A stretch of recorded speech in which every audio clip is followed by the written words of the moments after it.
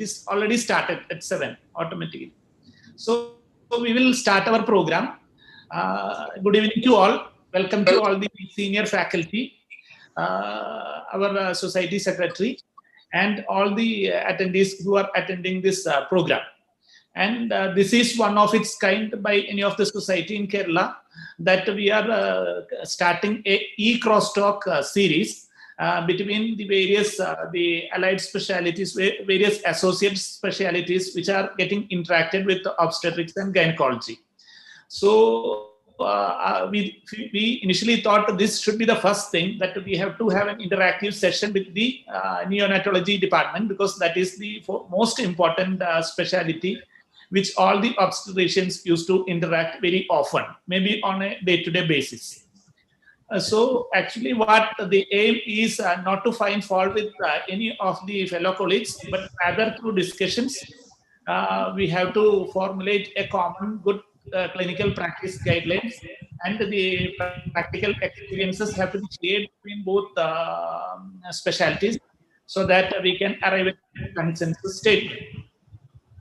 So what we are planning today, initially, see, after this welcome part, Dr. Vahab will introduce both the moderators. Their TV slides will be projected. After that, the moderators will take over, and they will be introducing both the speakers together. Dr. Beena will be introducing Dr. Mitra, and Dr. Priya will be introducing Dr. PMC Nair. And following that, there will be talk by Dr. Mitra to express the obstetrician's perspectives regarding the preterm birth. And Professor PMC Nair will talk about the neonatologist perspective. Both are the stalwarts, their corresponding specialties. So after that, we will have a discussion answering the questions from the audience, which will be posted in this chat box. So once after that, see, either the speakers can see the questions or the moderators can see the chat box and ask the questions, because the questions will be posted in the website. From there, it will be exported to here. And the second thing is, after the end of all the discussions, a joint statement have to be brought out by the moderators and the speakers together. And that will be the take-home messages, maybe 4 or 5 messages for the practicing obstetricians as well as the neonatologists. So that is our plan, and this is our maiden experiment. Hope all of you will support us, and in the coming months and coming weeks, we will be going on with the interaction between other specialties as well. So I'm just sharing the CV slide of the moderators. Dr. Vahab, please introduce the moderators once I share the slides.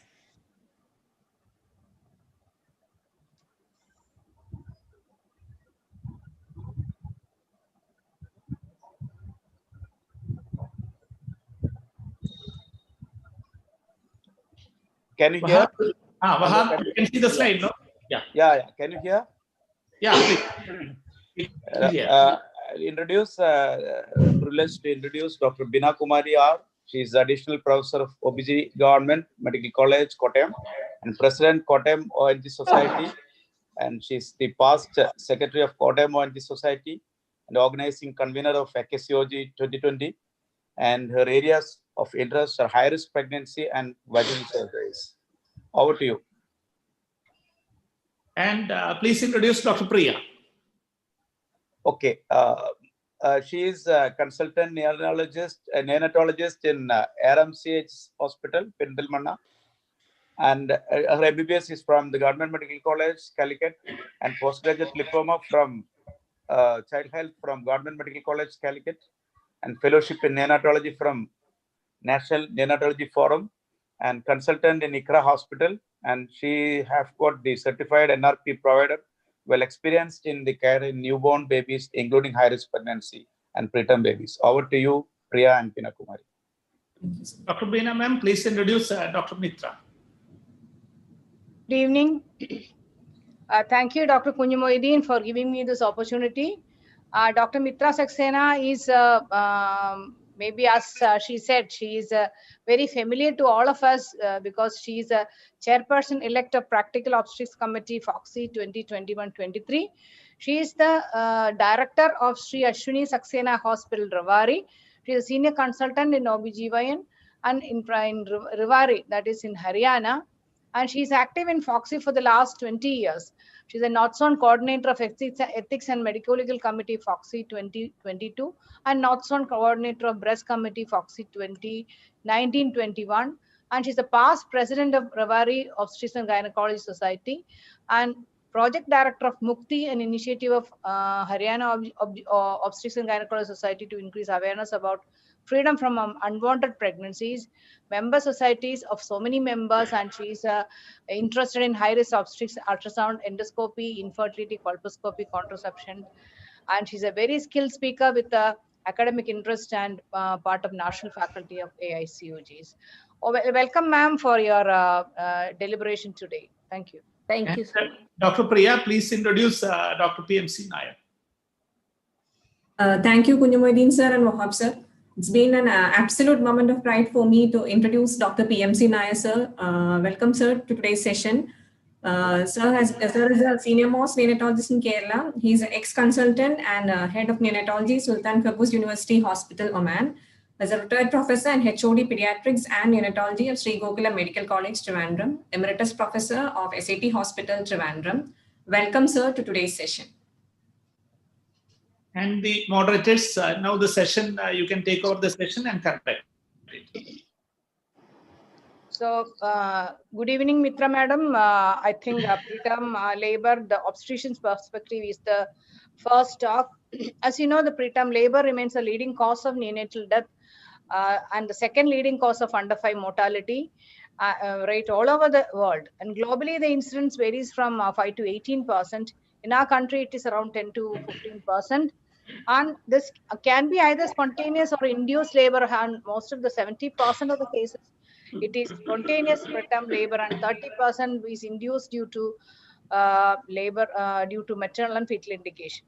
As you know, the preterm baby is complicated with so many complications, and the long-term complications also include the cerebral palsy, neurodevelopmental delay, deafness, visual impairment. And the psychological impact of preterm labor to the patient and the family can be substantial regarding prolonged hospital stay, likely neonatal outcome, and the economic burdens which they have to bear. And the long-term emotional, physical, and social consequences of caring of an infant with long-term chronic physical and developmental needs are difficult to quantify. Now, with these introductory words, I welcome Dr. Mitra Saxena for her talk. Thank you. Good evening. I am extremely happy and honored to be a part of the first of the Crosstalk series planned by the Prermbirth Society. It's a very appreciable effort. And thank you, Dr. Kunju, for inviting me over to present perspectives of obstetricians and preterm birth dilemmas in the management. So, sir, and all my audience, what I want to share is that this was a great opportunity for me to delve into available guidelines and protocols, along with little bit whatever personal experience I have, to share my learnings with you all today. Because an investment in knowledge pays the best interest, and knowledge always empowers us. So, I bring to you greetings from Haryana Rewari. I am an obstetrician in a standalone practice, and my co-speaker, Dr. Nair, I'm not sure if this is the image of your institution, but I took the liberty of taking out a picture of Kim's. So we are representing two specialties, obstetrics and neonatologists, and we have to walk hand in hand. Today's topic is dilemmas. Is there some way I can, the gallery is there on the side. I just want that to be off. Can somebody help me? Okay. Please, ma'am. So actually I was getting to see lots of images. I was not seeing my full screen. So you can see minus button, press it. So that now I'm able to see my screen, but I'm not able to see myself. Never mind. I think that's okay. Single icon will be there. If you click, your picture will come. Near that minus button, just next to that. Okay, never mind. I can see you, Dr. Kunji. So well, life is full of dilemmas. How much for this cool cat? Because the dilemma is to do nothing, whether to while sitting or lying down. So the idea is that they can do nothing. But we as obstetricians, we never have that, blessing to do nothing. All the time we have to do something. And when event, which was the most happily awaited event for a life of a couple, it gets fast forwarded into a preterm birth. A baby arrived too soon. It causes too much of emotional, economic taxing to the family and to the obstetrician both. So, as Dr. Beena has already enumerated, that the burden of the problem is rising because globally we have the underdeveloped, the developed, and the developing countries, and the estimated burden of preterm births is 15 million. Unfortunately, India is at the top of producing the greatest number of preterm births at 3.5 million. WHO defines preterm as onset of labor after the gestation of viability and babies born alive before 37 weeks of pregnancy are completed. Well, when we started off, the period of viability was taken as 28 weeks, but now with advancement in technology and many better ways to manage the babies in the tertiary level nurseries, the period of viability is coming slow, lesser and lesser, as low as 24 weeks. The period of viability is very variable depending upon which part of the globe you are, which country, and within the country also, like in our country, there's a great variability in the weight of the babies that can be saved in the nurseries, in the best of facilities. So we have to understand the guidelines in the perspective of the facilities we can offer. For a working classification, the WHO defines preterm labor as extreme preterm, less than 28 weeks, early preterm as 28 to 32 weeks, and late preterm as 32 to 37 weeks. We are all quite aware that the problems of the different groups is very different, and our neonatologists will be actually elaborating the neonatal problems more, while I'll be restricting myself to the management, the diagnosis management of preterm birth. So we know that at birth, at term when the birth happens, also it is because of many reasons. Similar problems, which are similar, common pathway for starting of labor is there in preterm birth, which is compounded by some other complications. For example, there can be problems with the cervix, or there could be some abruption, abnormal implantation, overstretching of the uterus, some immunological problems, inflammation, infections, social stress, and ultimately it culminates into preterm birth. So actually this slide summarizes the recommendations by WHO for managing best outcomes in preterm birth. Now, when we discuss the dilemmas, what I'm going to be addressing are the dilemmas of the definitions, the diagnosis. Can preterm labor be accurately predicted? Can it be prevented? What are the principles of preventive management, principles of definitive management, status of dialogue between the patient, obstetricians, neonatologists, fetal medicine expert, and little bit about the delivery and transfer and the safest routes. So coming to definitions, we know that when a patient comes to the OPD, a busy OPD, she may be a primee who is having pain abdomen. So do we actually start putting in mind that this could be a preterm birth eventually? So the first thing is it could be a suspected or a threatened preterm birth. If we diagnose it with history and examination and some diagnostic tests, it would be a diagnosed preterm birth. And if we can establish the presence of cervical dilatation along with the pains, it is established labor. What we obstetricians are very conversant with the fact that from missing the diagnosis to over-diagnosing it, or to under-treating it or over-treating it, we can always be in a soup. So The criteria for preterm labor is whenever, first of all, we can never forget the basics of obstetrics, and that is a good history taking. So whenever a patient comes with pain abdomen, let's not think that she may not have contractions in the uterus. It could be Braxton Hicks, but it also could be a forerunner for eventual preterm labor. So if there is documented uterine contractions, 1 per 10 minutes or 3.5 an hour, our alarm bells should be on. Anytime when there is history of excessive discharge, because PPROM is one very important reason for preterm birth, we have to be very cautious. If there is documented cervical change, that is decrease in the length of the cervix, this is a very important sign. And of course, when there is progressive dilatation, then it means that already the patient is in labor. So I'm going to be dealing with the management of preterm birth in 3 headings. And then one is like anticipating by prediction. Then second aspect is preventive, and last is the definitive. Coming to predictive, we have to actually, if we do a detailed history taking examination, we will be able to find out some high risk factors.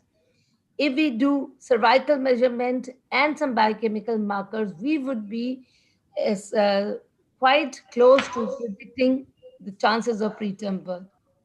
So let's see what are the important risk factors. In the maternal characteristics, what is very important is if there is tobacco and substance abuse. This is very, very important when there is spontaneous preterm birth. In addition, if there is prior preterm birth, this is extremely important, and none of us should forget that a woman who's had a previous preterm birth is at a very high risk of having repeat event. And similarly, a mid-trimester loss is a very significant history which we cannot ignore. And of course, a patient with cervical insufficiency or uterine anomalies will have these multiple middle trimester losses to put us on guard. In the current pregnancy, if there is history of bleeding, and very, very important reason for preterm birth is assisted reproductive techniques for all the reasons known, because of multiple gestation, advanced age of the mother, so many, or a high or a low BMI. Then multiple gestations, we all are aware that whenever there is twinning, the chances of preterm birth because of overstretching of uterus is very much so, just like in polyhydramnios also. And PIH and GDM are those in groups where there is iatrogenic or induced preterm births. Having said this, let's just regroup the risk factors into the non-modifiable risk factors and the modifiable risk factors. So whenever we are dealing with a woman, we have to keep our guards very high when there is a prior preterm birth or extremes of age, extremes of BMI. All these reasons in the left side, these are non-modifiable. But here, if we are cautious during the course of pregnancy, if we are vigilant about screening for infections, advising patient to stop the substance abuse, treat asymptomatic bacteriuria, and be on a high guard where we are dealing with assisted reproductive techniques, pregnancies, IOGR and PIH, we can have better outcomes. Coming to the second thing is cervical measurement. Now, there is enough data, very robust data to say that transvaginal scanning of the cervix antenatally, if there is shortening of the cervix, that is a harbinger for preterm births. So there's a lot of, I will be coming to the details in a couple of minutes. It is already quite a standard practice now. It's a gold standard that between 16 to 24 weeks, when we are doing the level 2 scan, the cervical length is assessed by the transvaginal probe. And there are a lot of courses, fellowships to make sure that we are adept at doing this very simple examination and getting the best risk factor. So here we see that whenever there is T-shaped or Y-shaped V or U, progression of cervical effacement, the relationship of lower uterine segment to cervical canal, where the cervical length shortens. This is a very big in asymptomatic women. There may not be any history of contractions or pain which are palpable, yet there would be shortening. So if we are alert, we would be able to give, even avoid preterm births in asymptomatic primees. Coming to the last part in prediction are biochemical markers. There's a lot, many molecules have been, researched, and the most we've read about is fetal fibronectin, which is a glycoprotein which is produced by amniocytes and cytotrophoblasts. It binds to the chorionic membranes, to the maternal decidua, and whenever there is separation of the decidua and the chorionic membranes, this appears. It's normally found in cervicovaginal fluids before 22 weeks, but after 22 to 34 weeks, it is not there. So in case it is found, then it is a very high risk for preterm birth. It is expensive and not yet being done. For research purposes, it is available with some of the institutions, but not in the open market. And the importance of fetal fibronectin is in its negative predictive value. If it is absent, then the woman will not have labor for the next 7 days. That has got a very high negative predictive value. So actually, if we would include this in our armamentarium, we could avoid unnecessary admissions in the hospital. Then the other molecules which have been studied are interleukin 6, interleukin 8, placental alpha, macroglobulin 1, insulin-like growth factor binding proteins. Lots of molecules are being studied, and there's enough data to say that if we could find the best and to predict the preterm birth, obviously we would be much better in managing preterm birth with confidence. So the biochemical markers are also present in the amniotic fluid, the glucose level, matrix metalloproteinase, vascular endothelial growth factors, placental growth factors, etc., etc. And in the maternal serum markers also. However, the role of maternal salivary estriol, it's not included in the armamentarium to identify preterm births. There are studies to say that maternal serum progesterone induced blocking factors were found to be lower in patients with where the preterm birth was supposed to happen 5 days. And still lots and lots of research molecules are there for the scientists to put their brains.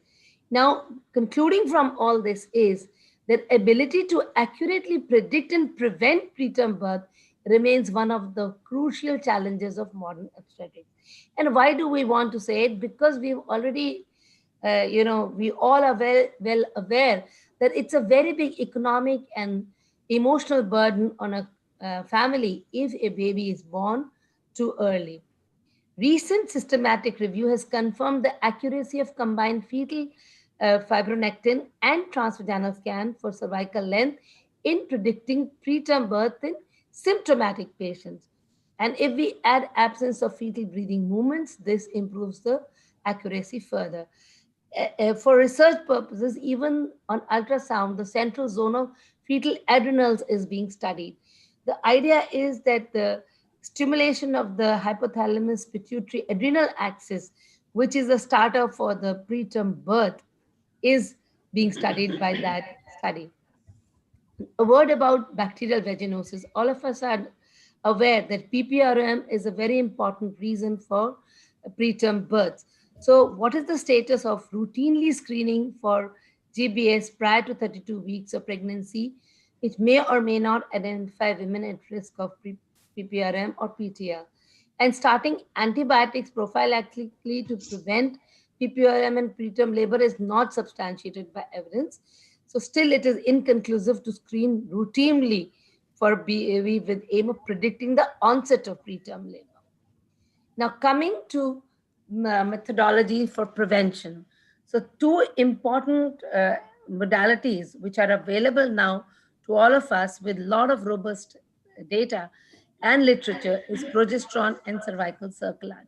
Let's have a look at how progesterone is the magic pill, how it prevents preterm labor.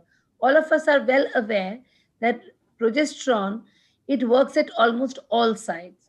At the placenta, it regulates timing of the labor. In the amniotic fluid, it limits the prostaglandin production. At the fetal membrane, it is anti-inflammatory. It blocks the pro-inflammatory cytokines, induced apoptosis, and prevents PPROM. And at myometrium and cervix, it suppresses the inflammatory response and myometrial activity, decreases the gap junctions.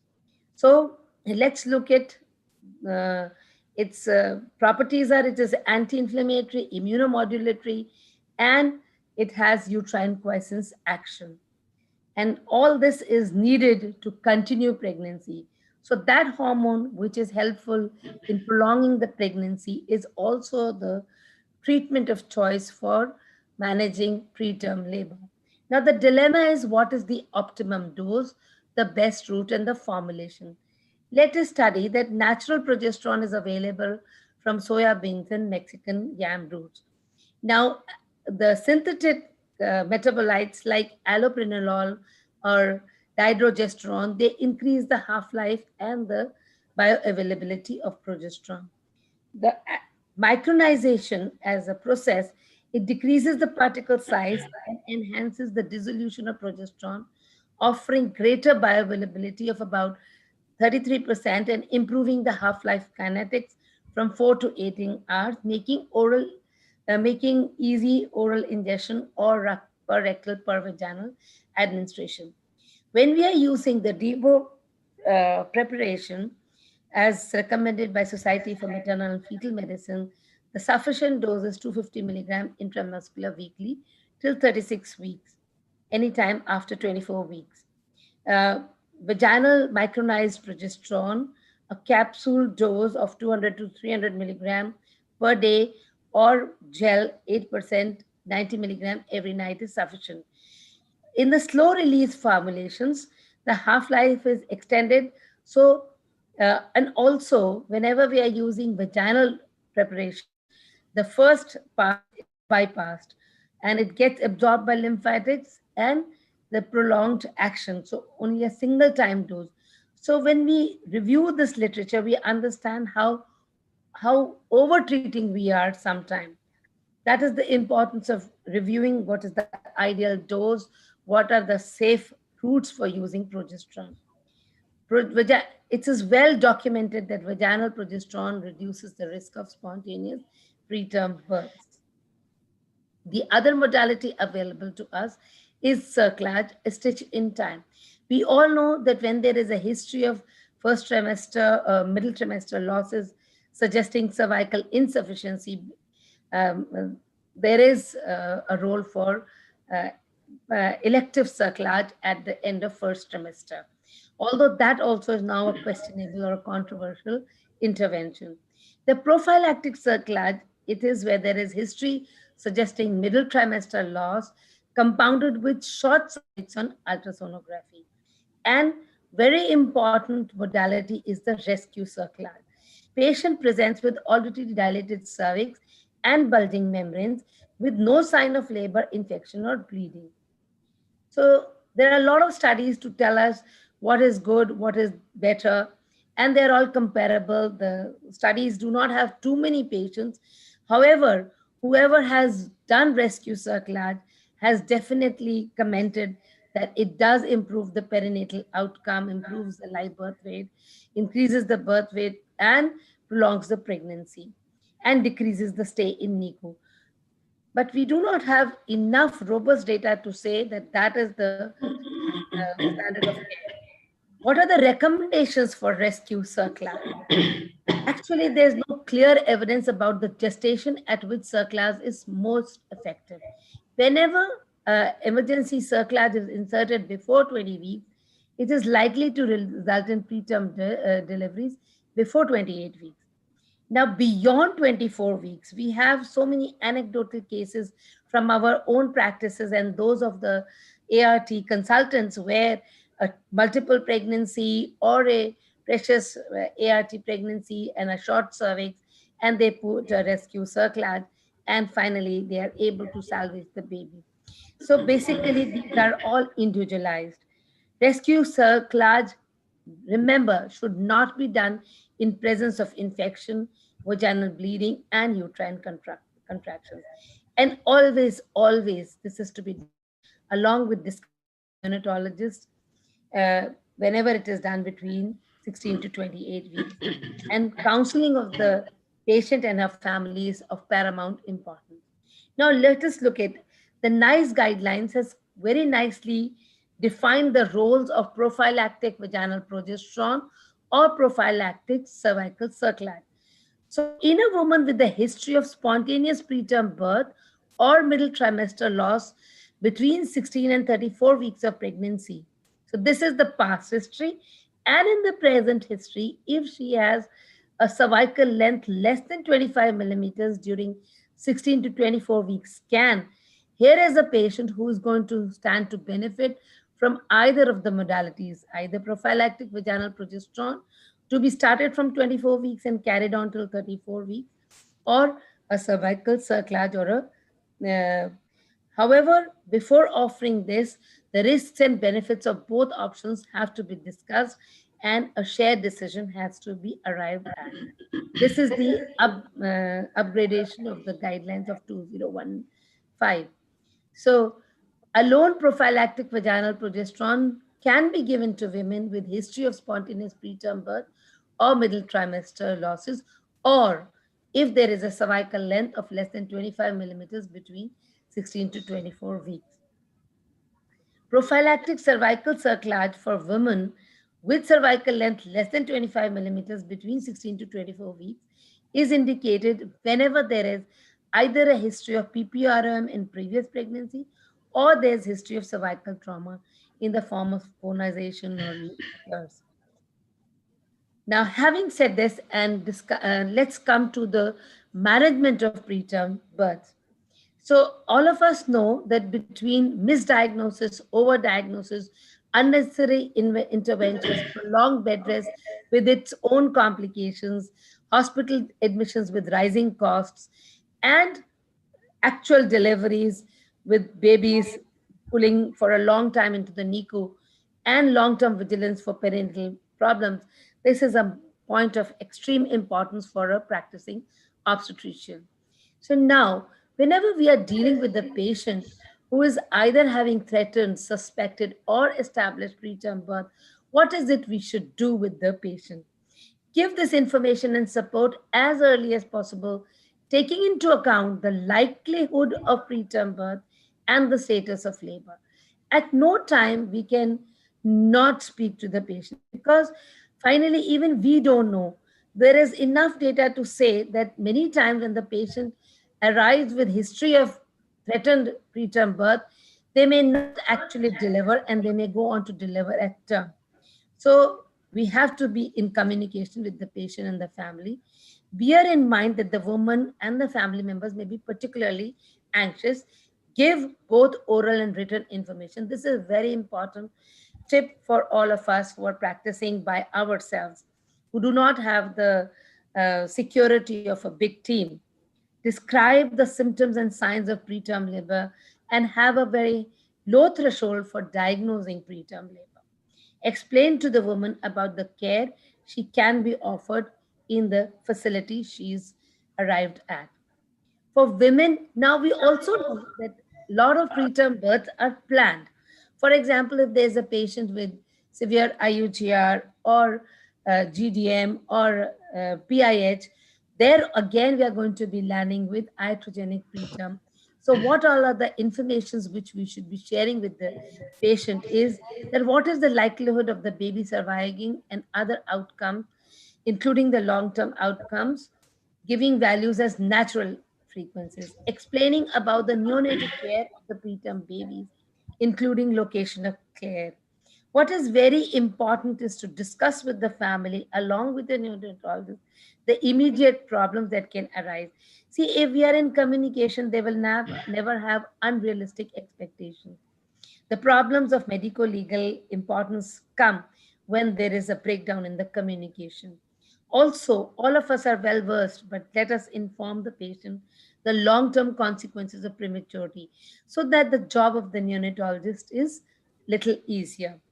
And let's talk about sometimes in extreme prematurity cases like 24 weeks and where the facility is not good and we know that it's not it's a futile attempt. We may also converse about the whether we should offer resuscitation. It's very worthwhile for the obstetrician should be conversant with the neonatal unit, especially when we are two different institutions. We should be in direct communication with the neonatologist. Now, clinically, how do we diagnose preterm premature rupture of membranes? This is a very important reason for preterm labor, and patient will give a history of excessive leakage of liquid. So a speculum examination is a must, and pooling of amniotic fluid should be there to confirm the diagnosis of PPRM. All of us know that PPRM is a very restrictive situation where labor is imminent. We may not be able to pull for long. However, we can do all the rescue treatment modalities to bring the gestational age to the level where the baby may be rescued. Now, if the amniotic fluid is not observed, here comes the role of biomarkers, which are still in our country not freely available. And in our country and in our practice, we are using ultrasonography to see the amniotic fluid volume. And also we are following our patients with the, uh, however, here the dialogue between the obstetrician and the sonologist, or if we are doing our own ultrasound, it is extremely important that we should be very conversant. And it would be worthwhile to not just have a subjective assessment of amniotic fluid, but go by the AFI. Now, clinical picture, gestational age, the medical any pregnancy history are important when we are dealing with PPRM. So, what are the antibiotics which we are giving? It is erythromycin 250 milligrams 4 times a day for a maximum of 10 days or until the woman is in established labor. And what is important is that how do we monitor these patients is not by single time investigation, but it is by repeated assessment of infection. Because what we are afraid of in PPRN is maternal chorioamnionitis versus prematurity, extreme prematurity of the fetus. So here the role of an obstetrician is extremely precariously balanced. So a repeated examination of C-reactive protein and WBC count and fetal well-being by fetal heart rate measurement and cardiotocography is quite important. So we have to be a step ahead of intrauterine infection and also be able to take the pregnancy to the weight and the condition of the baby that it is salvageable in the nursery. Now, what are the agents which are available to us to delay the uterine contractions? Because all of us know that there are the three most important things is tocolysis, antenatal corticosteroids, and role of magnesium sulfate. I'll be quickly trying to cover these things. We all are very well aware that tocolysis for a long term is there is no role at all to give a long term. We are still finding prescriptions of obstetricians from the first trimester they write Duvatilon, and that is just like a placebo or relieving the pain of the patient, but that is not recommended at all. There are very clear objectives for using tocolysis. That is to delay the preterm birth, to allow antenatal corticosteroids, to improve the neonatal outcomes and optimize the fetal lung maturity. In places where we do not have good neonatal nurseries and we need to transfer the baby, it is it is much better practice to transfer the baby in utero rather than delivering the baby and transferring to a tertiary level nursery. Because of the hypothermia, the resuscitation will all be in jeopardy. Also, in cases where we are expecting infections to administer antibiotics to give a better chance of survival to the neonate. Also, uh, I think this is a bit debatable to administer magnesium sulfate because tocolytics and magnesium sulfates uh, for neuroprotection before the anticipated delivery. So it is given for the shortest period of time, not more than 48 hours, except in cases of placenta previa or where there is prolapsed amniotic sac and emergency cerclage is being done, rescue cerclage. So whenever there are spontaneous premature contractions, that is painful, palpable contractions lasting for more than 30 seconds and or 3 in 30 minutes, or there is shortening of cervical length or cervical dilatation, that means the preterm labor is imminent. Then if we are planning to give steroids, if we are planning to give neuroprotection, then comes the role of uh, tocolysis.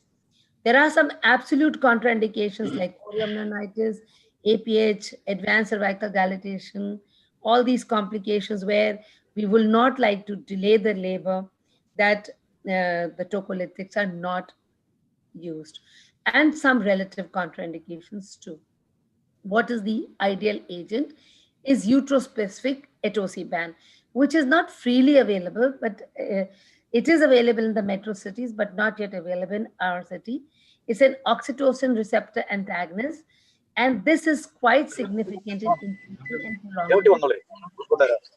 So it has very low incidence of maternal and fetal side effect, and the only problem is it is intravenously used and it is expensive. It is given in 3 stages. First is a IV over 1 minute, and then IV infusion for 3 hours and continued for 45 hours. So ideally we are giving the infusion, the treatment for 48 hours. Now, there are non-uterospecific tocolytic agents also, and most important among them is nifedipine. I think I will not describe the others, but I will only restrict myself to nifedipine, which is the safest. It's a calcium channel blocker, and we all know that it blocks the influx of calcium from the smooth reticulum. And this decrease in the intercellular calcium causes biometral relaxation. It is very easy to administer. It's low cost, which has good neonatal outcome and fewer maternal side effects. The disadvantage is that it cannot be used with magnesium sulfate because they have additive effects. Now, let me recount the recommended dose. Initial dose is 20 milligram, followed by 3 further doses of 20 milligram every 30 minutes if there is contraction. Maintenance dose is 20 to 40 milligram orally, 4 hourly for 48 hours. See, it is very important to use the prescribed drug in the recommended doses. So again, 20 milligram followed by 3 further doses every 30 minutes, and maintenance 20 to 40 milligrams 4 hourly for 48 hours, and then stop. The side effects expected are hypotension, palpitation, and dizziness, headaches, flushing. It is not to be used with beta agonists.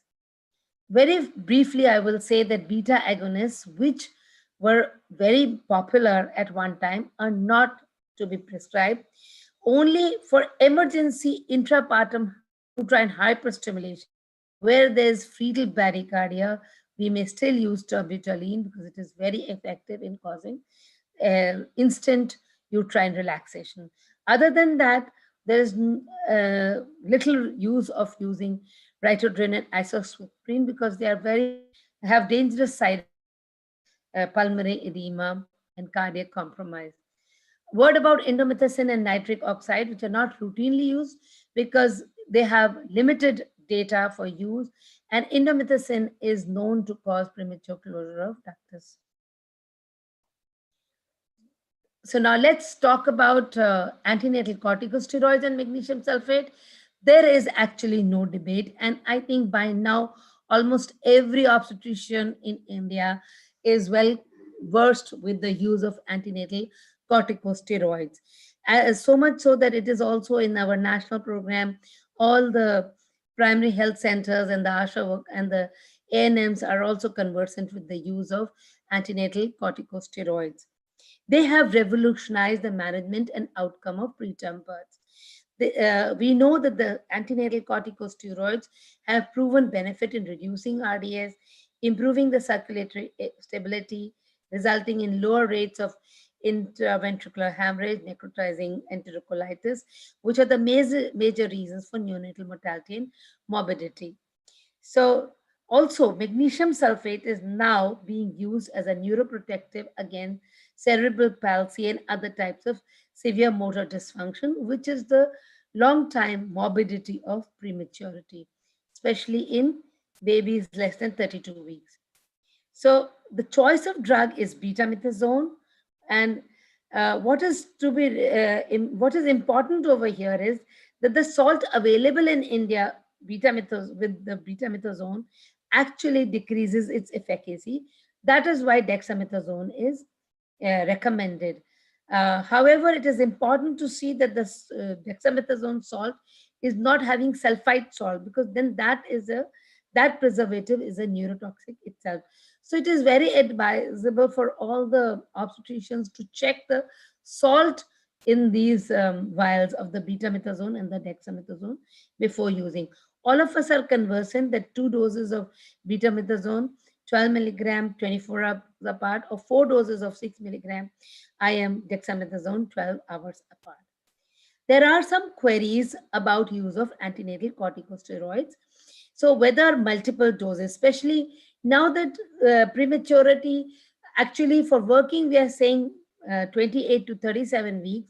But yes, because some tertiary care units in our own country, in the metro cities, have very good salvage of the very early preterms also.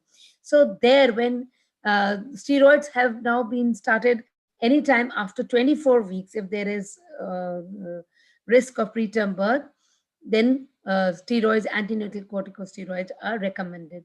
Now, if the woman does not deliver, then is there a rationale for giving a repeat dose? What if we cannot give both the doses, but should we give 1 dose? Is it enough? Should we use it after 34 weeks? If the woman has not delivered till 36 weeks, what is the maximum efficacy? So whenever delivery occurs 2 to 7 days after the first dose, that is the maximum efficacy of antenatal corticosteroids. If the duration of use of steroids is less than 24 hours or more than 7 days, the efficacy is incomplete. However, even if we cannot complete the course, it is quite useful to even give a single dose. Now in twins, should we give a higher dose? Of course not. It is not recommended. In ACOG recommends single repeat course in preterm twins less than 34 weeks with imminent delivery if received antenatal corticosteroids more than 14 days previously. So yes, there are some situations where you may have to give a single repeat course, especially if the last course was more than 14 days ago in preterm twins.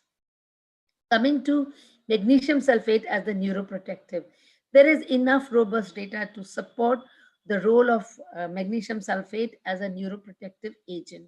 How does it act? It stabilizes the cerebral circulation by stabilizing the blood pressure, stabilizes the neuronal membranes and blockades of excitatory neurotransmitters like glutamate, and it has antioxidant effects to protect against the oxidative injury and anti-inflammatory effect to protect against the inflammatory injury. There are multiple trials to say that magnesium sulfate is of benefit in gestational age less than 32 weeks to give protections against cerebral palsy. The details, of course, I will leave to Dr. Nair to tell us. The dosage is 4-gram loading dose over 20 minutes, followed by 1 gram per hour for maximum 24 hours. There are contraindications to the use of magnesium sulfate, especially myasthenia gravis, impaired renal functions, and myocardial compromise. It is used in pregnancies less than 32 weeks. Now, let's come to the actual part where we obstetricians have to manage a labor of a preterm pregnancy. So I'm going to be talking about, uh, obviously, whenever we have progressive change in the cervical dilatation, this patient has to be admitted. And depending upon the gestational age, expected fetal weight, and the neonatal care which may be needed by the baby, if the steroid course is complete or not. So all these things should be established by the obstetrician before taking up the job of delivering such a patient. In case our facility does not have everything, we have the option to transfer the patient with a very good comprehensive referral letter and interacting with the unit where the patient will be received and making full preparations for accompanying the patient.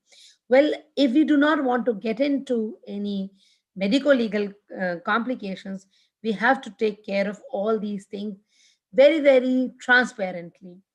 Now, if we have chosen to deliver the patient, then how to do the fetal surveillance? The whole exercise is to get a healthy mother and a healthy baby. So we cannot do without intermittent auscultation or CTG monitoring. What we have to remember in preterm pregnancies is that there may be fetal tachycardia, there may be loss of variability, and we cannot, just rely on that to establish that there is fetal distress. What is the role of antibiotics and the route of delivery? Let's discuss that. Now, it is uh, quite obvious when there is spontaneous preterm birth, vaginal delivery is very, very safe. Planned cesarean section for preterm delivery is only indicated if there is a non-vertex presentation. Because if it is a very preterm pregnancy, we have to remember that cesarean section may also be quite difficult without the patient in labor, where the lower segment is very thick. The cesarean section may be a very tough job. We may have to extend the incisions with greater morbidity for the mother. So let us not be knife happy in all preterm deliveries, and let us believe in the law of nature, that if the nature has decided that the baby should come out, all we should do is be very vigilant, be very supportive, and be no need to be proactive to hasten or augmenting. There is no rule. Let's just monitor the labor through and be prepared for the receiving the baby with best APGARs. There is no role of vacuum, we all know. However, in dire situations, we may need to use forceps. And every patient has to be individualized. The risk of cesarean section has to be kept in mind. Actually, with increasing ERT, increasing stress of giving a live pregnancy, live baby, the obstetricians all over the world actually are going in for higher rates of cesarean section, which is quite alarming. So basically, if a woman goes into preterm labor and it's a vertex presentation, believe me, she will deliver very smoothly. There is no need to be extremely, proactive. Sometimes even in PPROM, we have found that the obstetricians will offer that the patient is not dilating, we have to do cesarean. Well, if we monitor the fetal well-being, give the antibiotic cover, and just wait and go with the fact that rupture of membranes is a harbinger of onset of labor and she will eventually deliver, we may accomplish vaginal delivery. Now, episiotomy is indicated because we do not want the pressure of the perineum on the head, which is so delicate. And it has to be a very gentle, very well supported vaginal delivery. Word about cord clamping. Unless the baby needs resuscitation when it should be immediate, there is a role for milking the cord and waiting for at least 30 seconds to no more than 3 minutes, and baby should be below the level of the placenta. So we do not want the baby to be deprived of the additional blood supply, and this I'm so happy to say that the neonatologist role is the most important. He or she, whoever is taking care of our babies born by preterm, they are to be always kept in the loop. They should know when are we planning, when is the patient going to deliver. If it's a planned preterm birth, also have we given the steroids, have we given the magnesium sulfate. All these things have to be in total dialogue with the neonatologist. And in our labor room, we should be ready for immediate resuscitation, because even though if we have planned for a normal vaginal delivery and the weight of the baby is okay, maybe 1.2, 1.5 kilogram, but any intrapartum complication can happen. So resuscitation preparedness should always be there. And then to transfer to the NICU or nursery as the baby comes out. A word about supporting the mother. A woman who is actually having to go through preterm birth, we have to understand that there is a lot of emotional setback. So kind words, reassuring words, not unrealistic information, but actually genuine update on the babies is very important. And then as early as possible, along with the neonatologist, if we can educate and give the kangaroo mother care, I'm sure the outcome will be much better. An active involvement of mother and husband in the childbirth and post delivery for bonding and care. So, what are the lessons I have learned, and I think all of us have our own, that if we are screened for high risk of preterm, let's be very vigilant. Let's have a low threshold for especially women who have bad obstetric history, previous preterm, or previous middle trimester losses. There should be no carelessness in detailed history taking, especially the obstetric history. Now it's a gold standard to have a look at the cervical length between 16 weeks and 24 weeks. Sorry for that typing mistake. I personally tell my sonologist that I'm not okay with your written report. I want the image so that I can look at myself, the shape of the cervix. Do not ignore the symptoms of abdominal pain, the cervical changes, PPROM, increased uterine activity. Let us be very vigilant.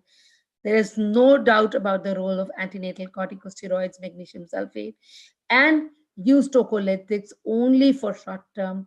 If you are conversant or if you have been mentored in emergency circulage, please do put it with all the precautions.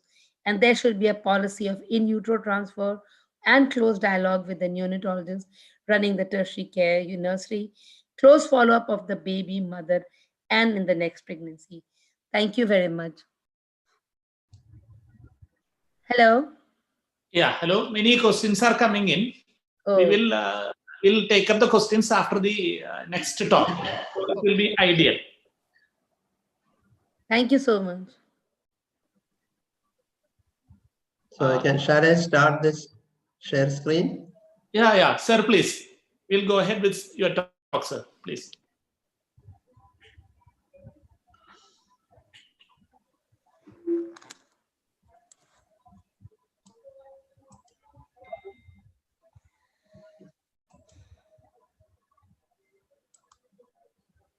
Okay, can you see?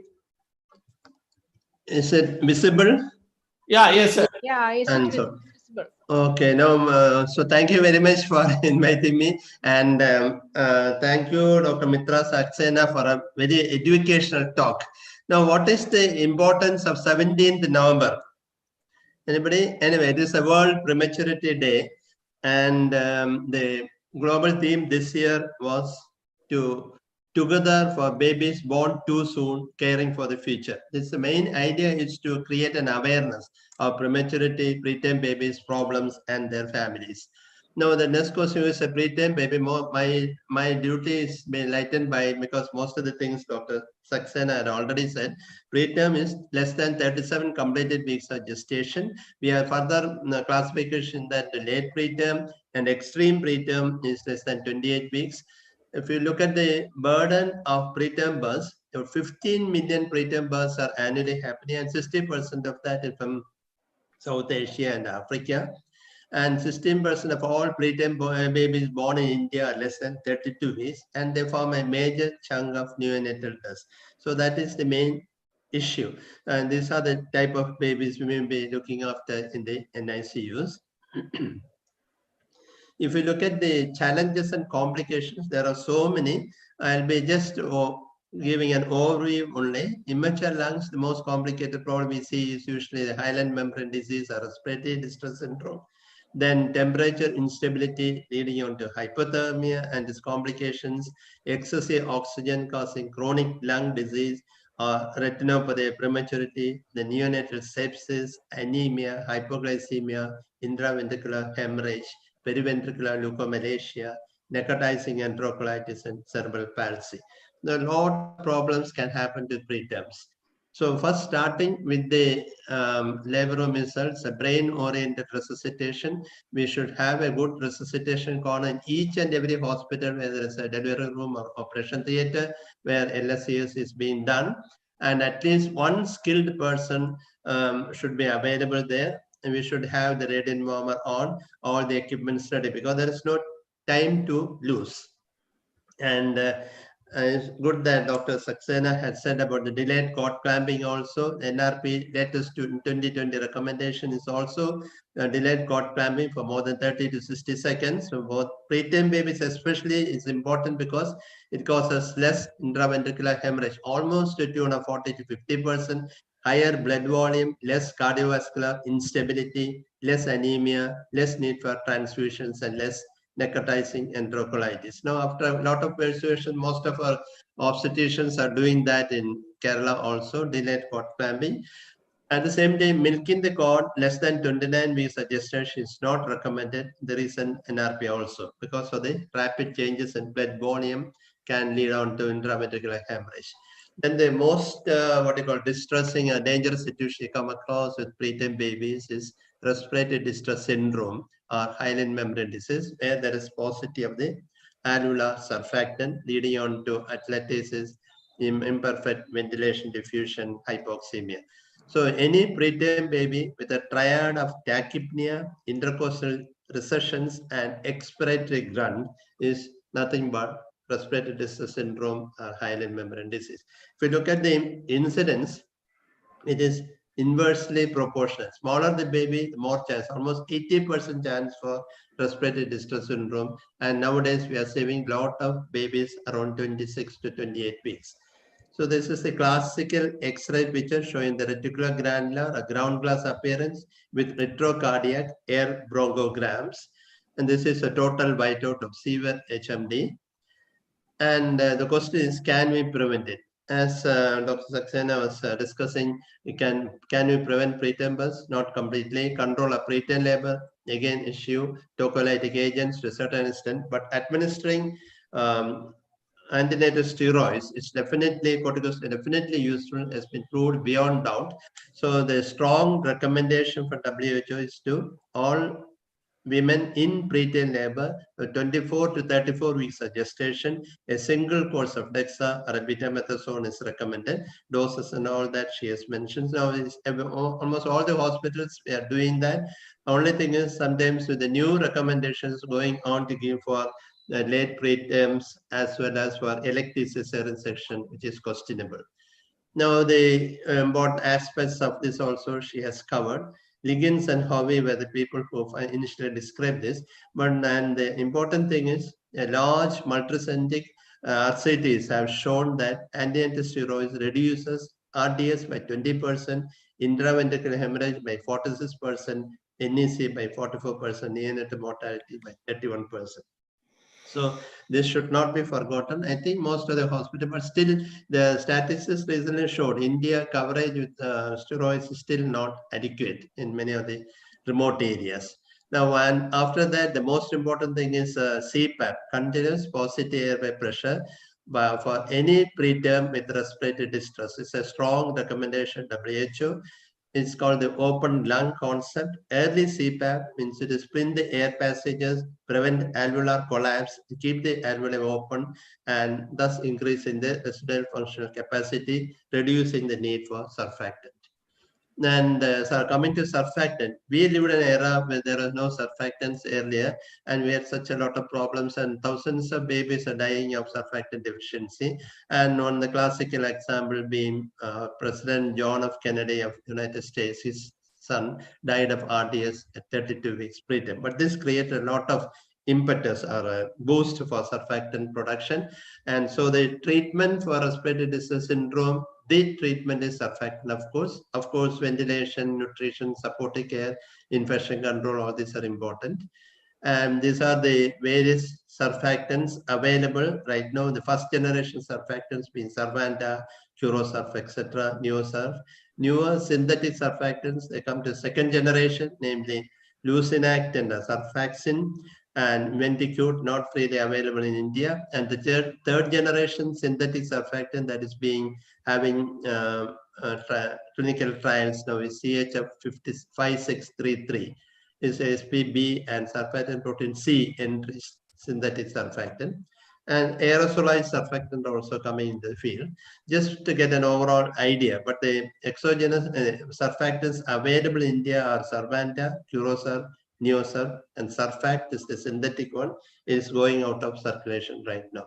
They come into treatment strategies. There's a prevention, that is prophylactic surfactant, early rescue, and late rescue. But all these have now been questioned. And the main thing, what is recommended by the WHO and the American Academy, is early selective rescue surfactant. That is within 2 hours of birth.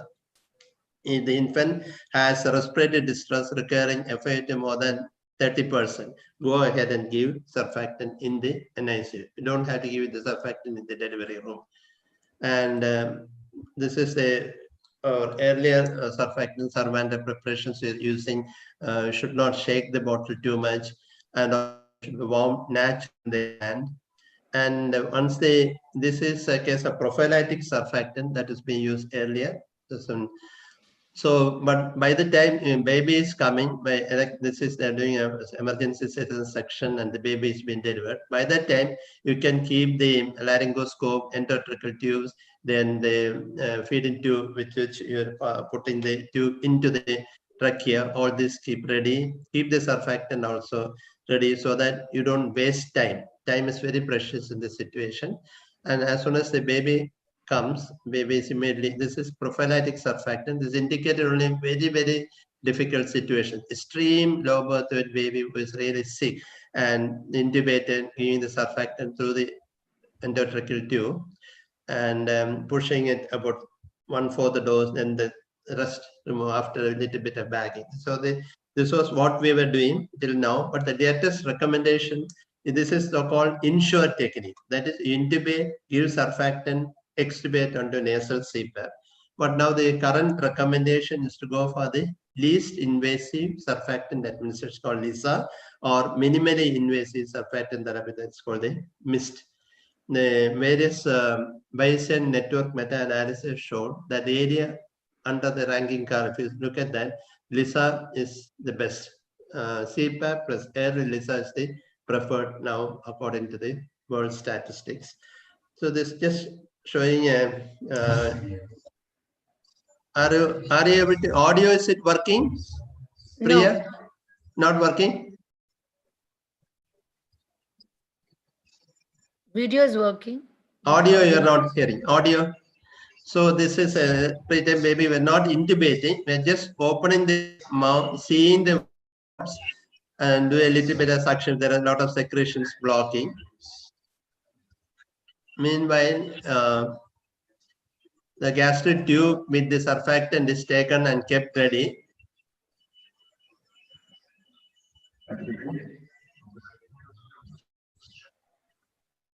Computer sound. Maybe carefully advanced to visualize the workings. Thereafter, the catheter is introduced into the trachea with a Magel forceps. The laryngoscope is removed and the surfactant is instilled while the infant is breathing spontaneously. The whole time we are not blocking the respiration. There is glottic obstruction is not there. So that is the advantage of the least invasive method. The tube is passed gently through now the surfactant is instilled and the surfactant is pushed And you see slowly. that the infant is breathing spontaneously.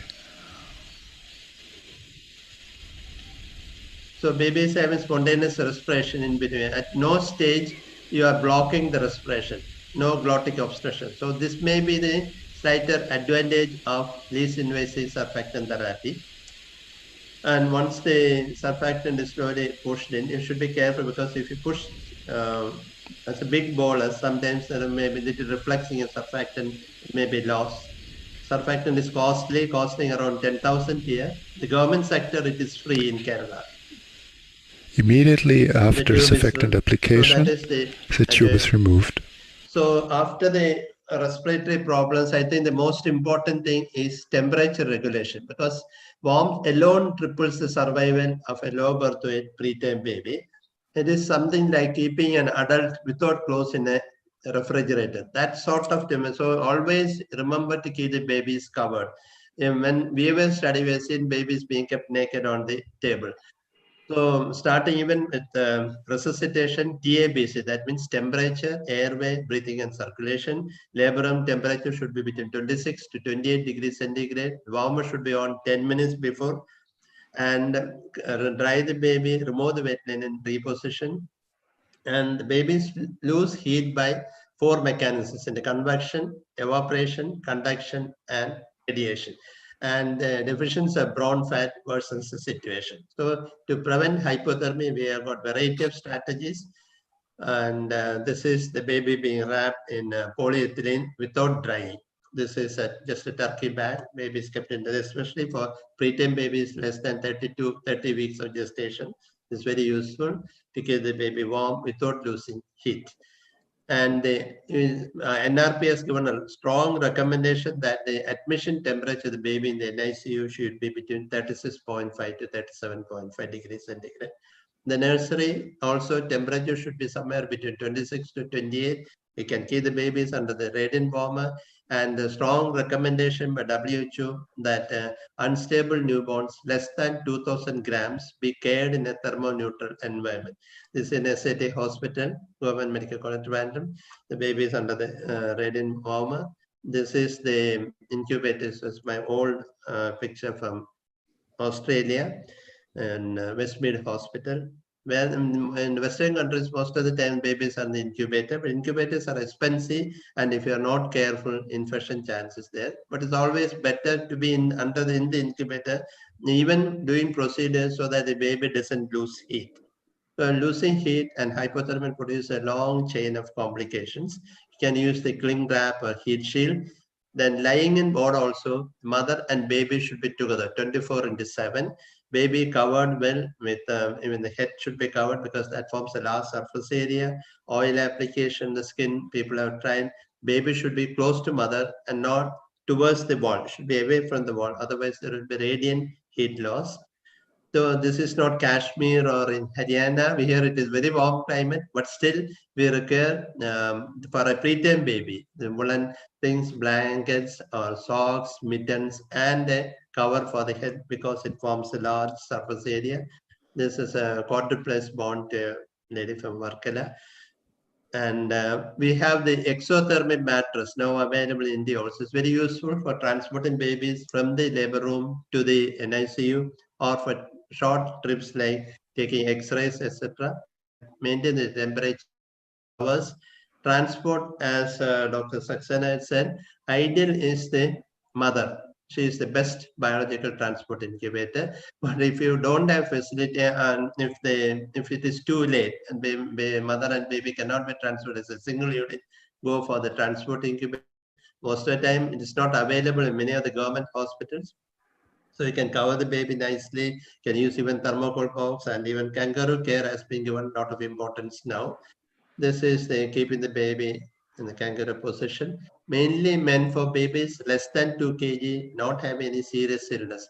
The good thing we notice is not only the temperature is regulated, mother and baby contact becomes better, she becomes more confident, exclusive breastfeeding is maintained with enhanced survival and less infection. There are 3 aspects to it. One is the kangaroo position, that is skin to skin contact, and kangaroo nutrition, that is feeding. And the important thing is fathers can also be involved in the baby care. They can sit and give kangaroo care. And another most important aspect is preterm nutrition, because we know that malnutrition can lead to poor growth as well as neurodevelopmental outcome impairment. We can have myelination problems, dendritic formation, brain size reduce, etc.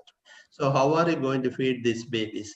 So the best thing that has been accepted Cochrane in AAP is started early aggressive enteral nutrition. That is within the first 24 hours is once the baby becomes hemodynamically stable, however small the baby, start with breast milk, and that to mother's own milk. Judicious parental nutrition, then combine both these and gradually step up the enteral nutrition and also supplements. So parental nutrition, I'm not going into details for lack of time. Just know that it should be given. Babies who cannot be eat, will not eat or should not eat. Or in a baby like this who cannot take sufficient quantities, you may have to give minimal enteral nutrition plus partial parenteral nutrition. The current recommendations to start amino acids from the first day of life. We started with all teeth and problems in the 40 years back. These are all difficult. We're not getting good amino acids. Now they good amino acid preparations available. Lipase also very important to prevent essential fatty acid deficiencies can manifest like this. Also, it is protein sparing and provide calories. This is preparing under laminar flow. Amino when infant 10% is very good. Also, intralipates 20%, mainly of lipids. Then coming to enteral feeding, the baby who is not able to breastfeed, breast milk is the best milk, there's no doubt about it. Either give it by orogastric tube or by spoon and paladay. And trophy feeds is that is minimal enteral nutrition. You start with 10 to 15 ml per kg per day. For a 600, 800 gram baby, it will be very small quantity only from day one and gradually increase it. Then colostrum, you should never miss it. It's the gold, is called the liquid gold. It's the first intragastric immunoglobulin to the baby and baby's first vaccine.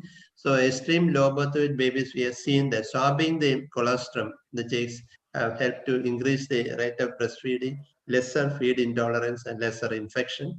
Then my express in the breast milk, I should say that all the nurseries, we should have breast pumps available, especially electrical operated. It's very useful, especially primary mothers, cracked nipples and all that. And the first few days is very helpful. And once the milk is expressed, it can be kept in the room temperature for 4 to 6 hours, refrigerator for 24 to 48 hours, and in the freezer compartment, freezer, you can keep it up to 3 to 6 months. And methods of feeding, less than 30 weeks, you may be going for IV fluids at 2 feeds. 30 to 34 weeks, paladay can be tried. We call it this Gogurna also in the side of the state. More than 34 weeks, go for direct feeding. Paladay feeds, you have to be careful. Keep it in the mouth till the baby swallows. Otherwise, it will come through the mouth, nostrils. Then these preterm babies have higher needs for energy, protein, calcium, other nutrients. So we routinely supplement milk, breast milk, express breast milk, the human milk fortifier. And this 2 sachets will give almost 14 calories. Also, they require calcium, phosphorus supplementation till 40 weeks of corrected age. Vitamin D, 400 to 800 international units per day till 1 year of age. Elemental iron also from 2 to 4 milligram per kg per day till 1 year. And these preterm babies, we have found it is we can start it as early as 2 weeks. At least when 50% of the feeds are there, start, and usually they tolerate. And coming to the next most dreaded, it's a nightmare for all pediatricians and neonatologists, that neonatal sepsis in a newborn baby, because the manifestations are silent, can be non-specific, it can be stereotyped, can be missed or overdiagnosed. And this is something like a tip of an iceberg. And neonatal sepsis is so rampant. The invasive world of ICU, we are also partly responsible for it, because the prolonged hospitalization, use of antibiotics, total parental nutrition, mechanical ventilation, interlink catheters, all create problems. You remember the small pustules in a baby can be disastrous in a preterm baby, can spread on and become what is called the scalded skin syndrome, or periumbilical erythema going on to become a necrotizing fasciitis, meningitis or even brain abscess. So what can we do for this? The most important thing is prevention is better than cure. And Dr. Mitra Saxena had already suggested about the P-PROM and antibiotics. Similarly, group B streptococcal infection, intrapartum antibiotic prophylaxis. But the most important thing in the labor room is the 6 cleans: clean surface, clean hands, clean scissors, clean cot tie, and linen. Also, William Osler, I was happy she had also mentioned William Osler about 100 years back. This great physician has mentioned soap, water, and common sense. They are the best disinfectants even today. Fastidious and obsessive hand washing. Now with the COVID epidemic, we are all familiar with the hand washing technique, so I'm not going much details of it. But remember, we should have an elbow operated, a foot operated tap, so that you will not be touching the tap after cleaning the hands. And also remember the 5 movements for hand hygiene. This one most often we forget. Before touching a patient we may do, but after touching we may forget to clean our hands. So we may be transmitting the infection to some other baby. So you have to be careful. How to hand rub also. Hand rub you should use for at least 20-30 seconds. Do all these steps. Most often we just apply in the hand and leave the situation. Then central line associated care. I'm not going into the details because we have lack of time. Maximum barrier precautions should be there. Hand hygiene is very important. Chlorhexidine antisepsis and also optimal catheter site. And also all the disposables, equipments, all should be cleaned and sterilized and kept ready. So there's a lot of commitment and cost on the side of the hospital and the nurses give good care. And also we need nursing ratio 1:1. We used to have 1:8 or 1:10. That was our ratio we used to have earlier. But now things are improving. And also if you go to United States now, we will not see an NICU with 20-30 babies. We see only family-centered rooms where the father, mother will be sitting with the baby. So you care more nursing staff, more equipments if we are going to be like this. But this is very important from the psychological and also from the social and other aspects, because babies also feel pain. Babies also can have problems, especially the preterm babies. So we have to have a family-centered care will be ideal. Then coming to another important headache for newborn babies is a preterm babies, a necrotizing enterocolitis. It is commonly seen more than 90% in preterm babies, is inversely proportional gestational age, and the only manifestation may just feed intolerance, starting with that, going to abdominal distension, increasing gastric acid, mucoid stool. This is the classical pneumatosis intestinus in the terminal ileum. This is a very pathognomonic sign of necrotizing enterocolitis. Not going into the details. Main strategies for prevention of NEC. The most important point is antenatal corticosteroids reduce NEC, delayed cord clamping that reduces NEC, and also express breast milk. And always use only breast milk, and preferably mother's own milk, mother's milk. And of course, prevent hemodynamic instability, lesser duration of antibiotics, no H2 blockers, and use of probiotics. Now, another big problem with preterm babies is retinopathy prematurity. You see that in less than 1,000 grams, incidence goes to 80%, and one of the leading causes of preventable childhood blindness in India. And the multifactorial risk factors, but consistent risk factors, prematurity and prolonged uncontrolled oxygen therapy. So ROP screening for less than 28 weeks, you screen early to prevent or to identify early aggressive posterior ROP, AP-ROP, and more than 28 weeks, you do it at 4 weeks of age. And this is the ROP screening. Most of the hospitals, this has been standardized. We can do it in the NICU itself. And the treatment options also we know. Now the medical management, vascular endothelial growth factor, bevacizumab, Avastin is becoming popular. Similarly, propranolol drops also have been tried. Then another worst scenario for preterm babies is chronic lung disease or bronchopulmonary dysplasia. That is, by definition, a neonate requires oxygen the first 4 consecutive weeks of postnatal age meets the definition. And the severity assessed later 36 weeks, 56 days of life. In room air, it's mild. If it requires 30%, less than 30% oxygen is moderate, more than 30% is severe or requiring pressure ventilation or something. So how to prevent BPD? It's very important for preterm babies. You have to be very careful about oxygen because it is a double-edged sword. So first important thing is oxygen saturation targeting. That means the saturation we should maintain between 90 to 95%. Avoid SpO2 more than 95% preterms. Most of the hospitals, the nurses and the doctors are happy once you see a value of 100% on the pulse oximeter reading. So that should not be allowed at any cost. And for resuscitation preterm babies, we start with room air in babies 35 weeks and above. Less than 35 weeks, start with low oxygen, 21 to 30%. And oxygen blender is required in such situations. And this is something which is strongly recommended WHO, delivery room CPAP, preterm infants. This is called the TP's resuscitated neopuff. We can fix the PEEP, positive inspiratory pressure, so that baby's lungs will be kept open and not collapse unnecessarily. And once the baby has respiratory distress, CPAP is strongly recommended WHO as soon as the diagnosis is made and can be started right away in the delivery room and transported back to the baby and the neopuff. Heated, humidified, high-flow nasal cannula has also been tried, especially Dr. Manoj has tried in Thrissur Hospital. Similarly, ventilation, if you're coming to that, now if you come to NICUs, you don't see babies or too many babies on ventilator because most of them we are following non-invasive ventilation. But if you're going for ventilation, volume targeted ventilation is the best, which will prevent intraventricular hemorrhage and periventricular leukomalacia. And if you're using conventional ventilation, be liberal with PEEP, but control the PEEP.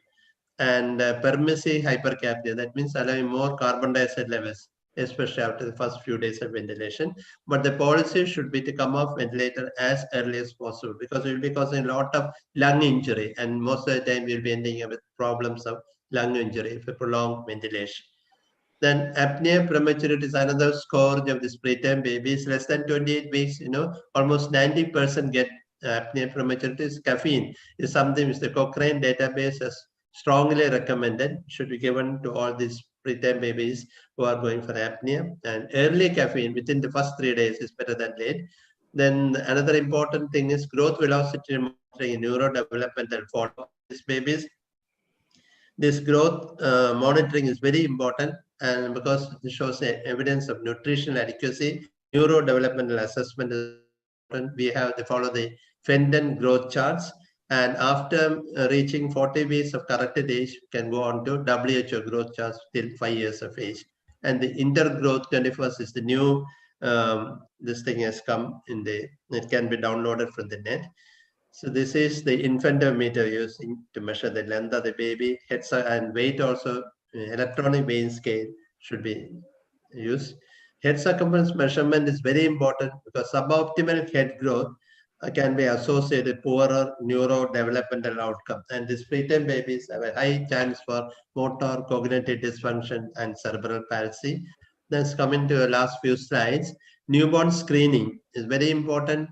Thyroid screening we do in most of the hospitals now on filter paper technique. And preterm babies, you have to repeat thyroid screening after 2 weeks. ROP screening is done in most of the hospitals now because it's medico-legally so it's important. The baby develops blindness, the hospital will be sued. Hearing screening, autoacoustic emission, Sabera, cranial ultrasound, all this should be done before the baby goes from home from the hospital. Then screening for anemia and metabolic bone disease, osteopenia prematurity do at 4 weeks of age. Calcium, phosphorus, and alkaline phosphate. If alkaline phosphate is very high to the tune of 800, it is suggestive of osteopenia prematurity. Doing the autoacoustic emissions. The last issue I will try to discuss is threshold of viability, because both the obstetrician and the neonatologist face this issue. Mother comes in 22, 23 weeks of gestation in labor, and they want everything to be done. What should they do? So do not resuscitate. I'll definitely say less than 22 weeks of gestation, because the lungs have not developed and multiple problems. You are not going to get any good results. 26, 27 weeks, getting very good results, more than 90% survival, though with a lot of cost and this thing. And Japan have showed very good results in extreme preterm babies. NRP 2020, they have been very careful, political in saying that less than 25 weeks, follow the region-specific guidelines or take the parents into confidence. So my suggestion is we should not resuscitate less than 24 weeks of gestation, taking into consideration the finance and the outcome. So parents are the best surrogate decision makers.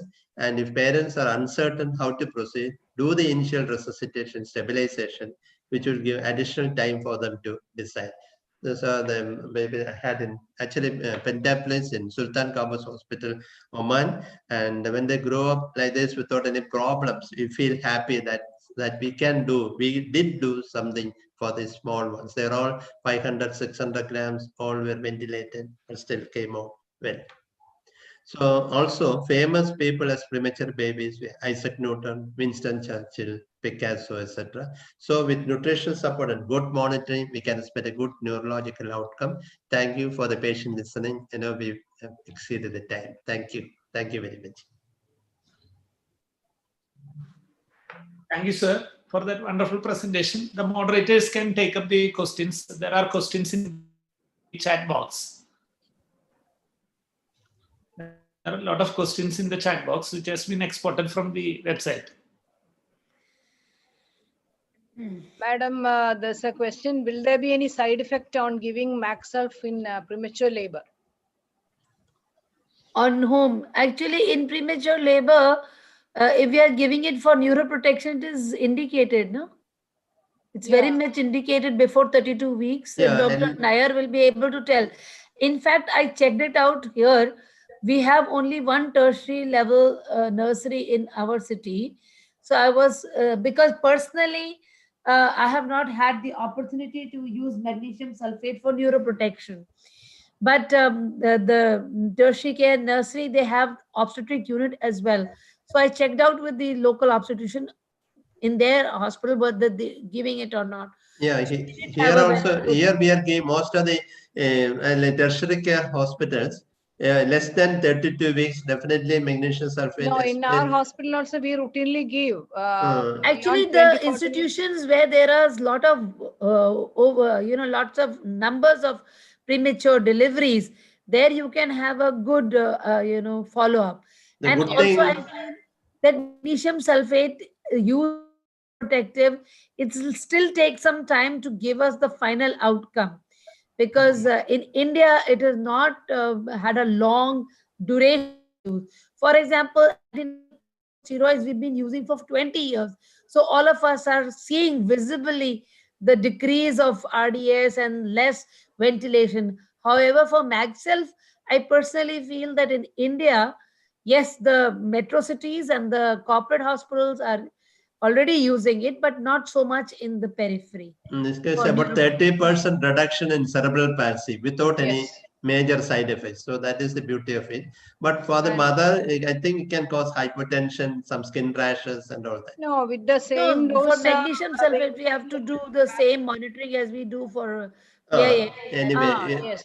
Yeah, we have to. And it should be given within when the patient is in labor. Yeah. And within 24 hours. Yeah, within 24 hours. Will it cause respiratory depression? Pardon? Respiratory depression. In the mother. Yeah, that is, but the dose has to be like we monitor in preeclampsia. Same monitoring is in the same as in case of preeclampsia. In fact, the dose that we use in PIH is much higher than what we are using here. Yeah, we do use only 4 grams. And another thing is that even if you give it for at least 4 hours, the baby will be benefited. That is what literature says. Another question is that dose of atosiban and which one you feel is better between nifedipine and atosiban in your practice? Mitra, personally, I have used nifedipine. Atosiban is not available, so I can't say about atosiban. Although on reviewing the literature, we find that atosiban has got the closest, it is an antioxytocin. So obviously it has the best effect. It has the best outcome in prolonging the pregnancy. See, for more than 7 days. Somebody had also asked about the dose of dose of nifedipine. So I will go back to that slide and I'll flash it again. 1 second, if you will give me. Because what I've seen is that we are afraid to give nifedipine in a high dose. That's why I emphasized that we should know the correct dose to make it effective.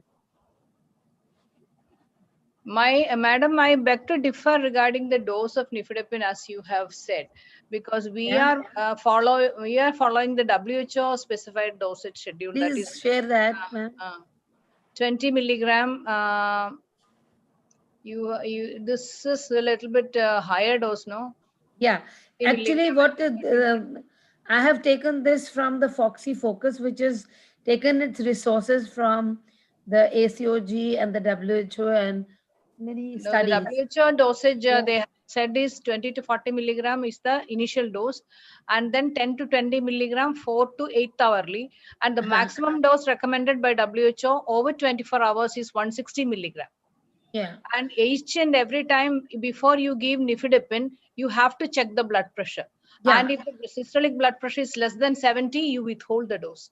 And the total duration is 48 hours. 48 hours. Actually, the biggest problem with nifedipine is that the patient complains of headaches, which is throbbing headache, and a lot of flushing. Flushing is 25%. Imagine 1/4 of your patients are suddenly, and that is why we in periphery are a little bit afraid to use so much of nifedipine. So I agree with you. And as far as atosiban, if somebody wants to know the dose, I can tell, although it's not available, and at least in our part.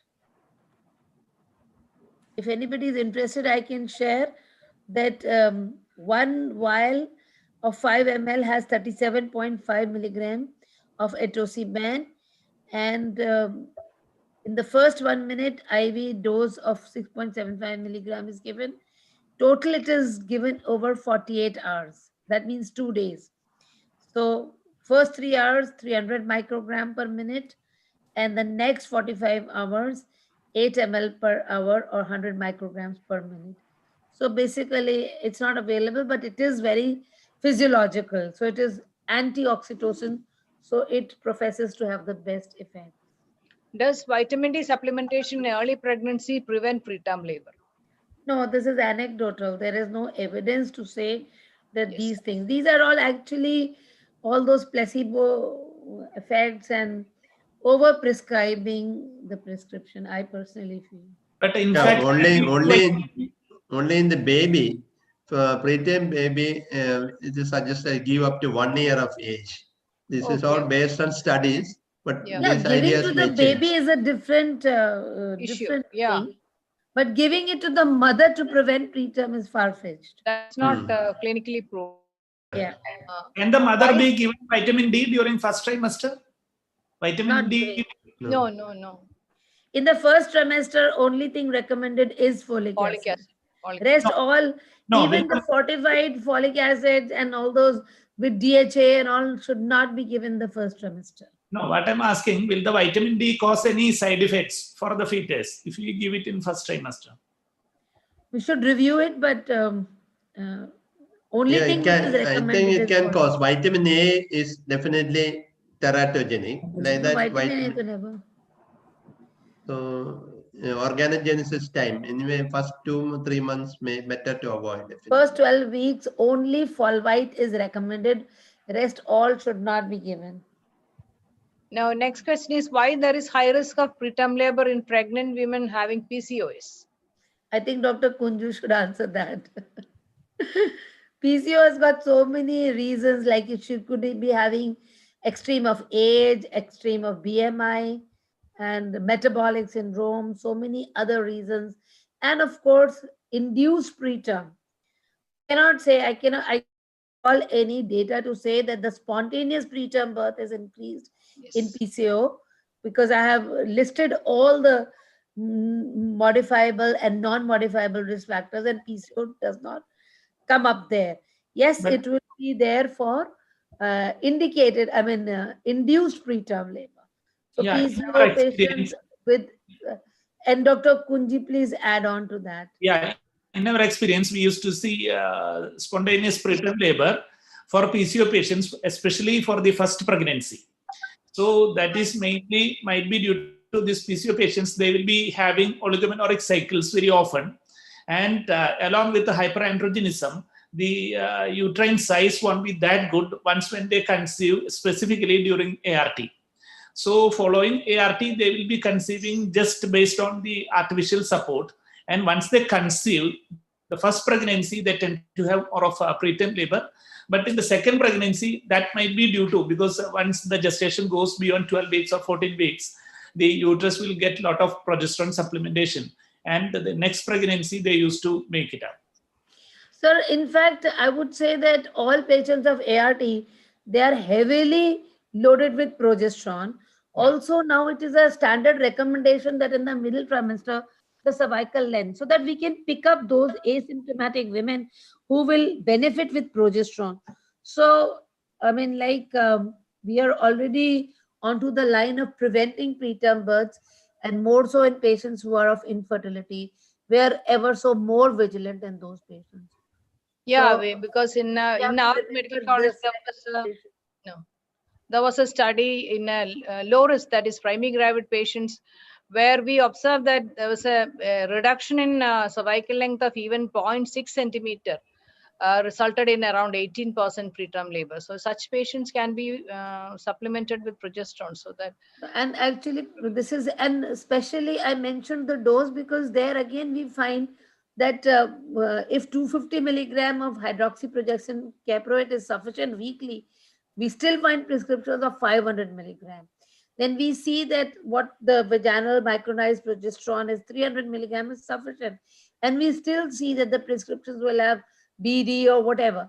Like it is so empirical, it is just that insecurity from the side of the obstetrician that we either overprescribe or misdiagnose. There's one more question, madam. Fibronectin levels in cervical mucosa at 28-32 weeks. So is it available? Normally at this gestation, there should not be fibronectin. Yeah.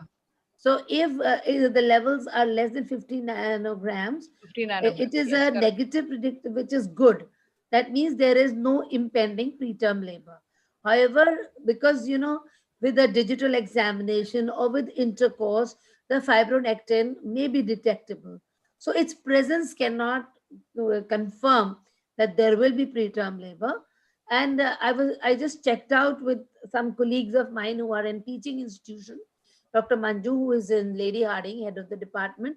So she has confessed that fibronectin is available to them for research, some kits, but it is not yet available freely. Although actually in India, you know, the cost of treatment is not so high, but in NHS, where every patient, every medicine, every investigation is actually, you know, calculated in terms of logistics, there it is very important to establish the presence or absence of preterm birth, because they do not want to, you know, make any mistake of keeping the patient admitted for long or missing out a diagnosis. So there, these research molecules are quite important. In our country, healthcare is actually very cheap. Correct. Thank you, ma'am. There are a few more questions coming up.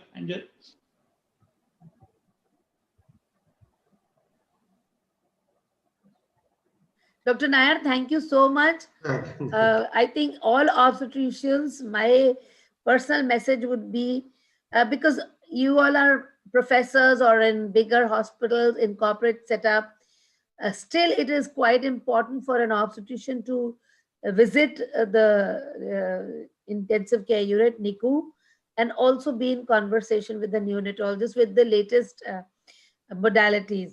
For example, the last time that I saw the surfactant being used was that time when the baby was being given different postures to let the surfactant be delivered, this and that. So I was watching your video and this with rapt attention, because the first surfactant which was used in Rewari was by my brother. It was on my preterm delivery patient.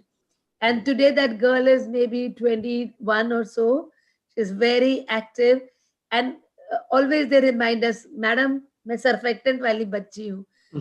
But I remember that because, he had reviewed the neonatal, some very nice book, and I was reading out to him, and while he was doing all the delivery. So I was thinking, oh God, it's been ages. I don't even now bother to know how the surfactant is being Ma'am, there's now a few more questions are there. Atosaban is not available. Patient complain of severe headache with nifedipine. Isosuprin is contraindicated. Can we give Nitrodam skin patch? Yes, Nitrodam skin patch. I did not elaborate because there was a lot of time constraint, but yes, we can. But that too actually will have headache and all. Yeah. Basically, we have to weigh between what are the chances of labor impending, how long, because our patients, their kinetics is pretty different, So maybe, as you said, lower doses. We have to titrate it actually between the symptoms and the expected effect on the uterus. Is there any complication for mother using nifedipine and Maxurf together? Yeah, that has to be understood that, it can cause problem. It can cause I hypotension. Magnesium sulfate, so I cannot say. But it can cause palpitations. Yeah. Both when it is additive effects actually. Yeah. See, magnesium sulfate also causes uterine relaxation. Yeah, of So course. we have to understand. How long can we wait after PPRM for vaginal delivery in a primary grada with cephalic presentation? 31 weeks before deciding for section. Why should you have a section for cephalic presentation? There's no need of section once. I think I would for me in this patient, I would be very, very vigilant only about chorioamnionitis. Yeah, exactly. Chorioamnionitis is the only reason I will terminate the pregnancy. And if the cervix is favorable, I will try for a vaginal delivery with augmentation. You see, there is no contraindication.